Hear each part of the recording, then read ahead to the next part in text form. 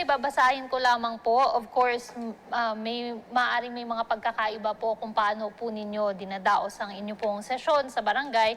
Pero in general, ito po yung format ng ating pong barangay sessions. Unang-una po mga kabarangay, of course, yung pong ating national anthem and prayer and yung opening of session po or yung call to order ng ating pong presiding officer.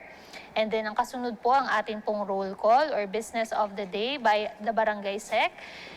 Magkakaroon din po tayo ng distribution of minutes of the last session and approval by council. Ito po ay kay Barangay Sec and council of course.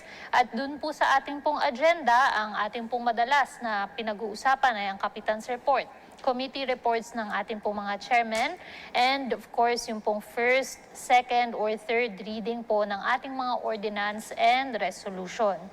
Privilege or po, if any, and other matters. At ang panghuli po ay ang adjournment.